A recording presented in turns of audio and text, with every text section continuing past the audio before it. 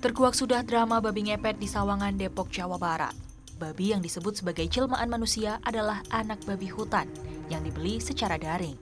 Babi seharga Rp900.000 dibeli dari urunan warga.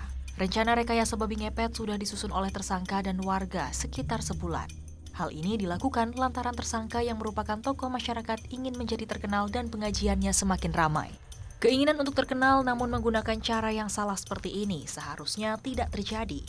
Apalagi pelakunya merupakan orang yang berpengaruh di masyarakat sekitarnya.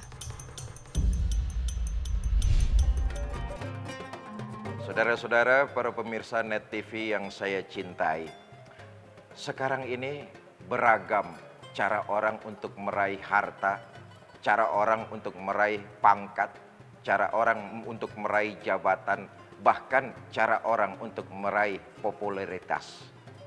Tidak peduli caranya halal atau haram. Tidak peduli jalannya itu hak atau batil. Yang penting harta didapat, pangkat didapat, jabatan didapat, popularitas didapat, tidak peduli. Kalau itu menginjak nilai-nilai ajaran agama, menipu orang, mengambil hak orang. Yang penting keinginannya tercapai. Inilah bedanya seorang muslim dengan yang lainnya.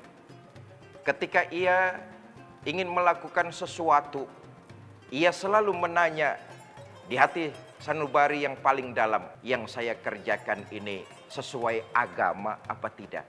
Yang saya lakukan ini sesuai perintah Allah apa tidak? Saudara, tayangan yang barusan kita saksikan sebuah ironi memang. Mengejar follower, mengejar pengikut di medsos, mengejar popularitas agar lebih dikenal orang, lalu menggunakan cara-cara yang tidak terpuji. Betullah sebuah makalah Arab mengatakan, Baul, fatu'raf ala zamzam. Kalau kalian pengen ngetop, kalau kalian pengen banyak follower, kalau kalian pengen banyak pengikut, bikin narasi yang macam-macam. Apa narasinya? Pepatah Arab mengatakan, kencingin sumur Zam-Zam. Nanti kamu akan ngetop, narasinya akan tersebar, videonya akan viral. Orang gila ngetopnya cuman sumur Zam-Zam dikencingi. Tayangan yang tadi kita saksikan mencerminkan hal seperti itu. Kenapa saya katakan ironi? Seorang tokoh di lingkungan masyarakatnya merekayasa satu rencana yang berbau hal-hal klinik. Nah, ini lagi nih saudara.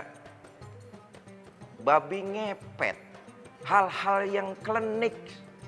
Yang di dalamnya ada unsur syirik kepada Allah. Mempercayai itu. Diatur rekayasa sedemikian rupa. Direncanakan sesuatu lalu disebarkan berita bohong. Ironi. Hanya untuk mencapai tingkat popularitas. Kok tega-teganya merekayasa satu kabar bohong? Perlu saya ingatkan saudara. Kalau Allah mau seorang hambanya itu naik dengan cara apapun, hamba yang dikehendaki oleh Allah tersebut, dia akan naik juga. Tapi kalau Allah menghendaki seorang hambanya itu tetap di bawah, walaupun dikatrol dengan cara apapun juga, dia akan tetap berada di bawah, nggak akan pernah naik-naik. Karena itu, janganlah memaksakan kehendak, apalagi di dalamnya ada unsur klinik, ada unsur syirik, menyekutukan Allah. Kemudian membuat berita bohong, berita dusta, berita palsu, menyebarkan isu kemana-mana bahwa seolah-olah ini terjadi sesuai fakta, hanya untuk, lagi-lagi saya katakan, hanya untuk mengangkat popularitas. Dosa syiriknya luar biasa kepada Allah. Dosa membawa kabar bohong, itu pun sebuah dosa yang besar di sisi Allah Subhanahu wa Ta'ala.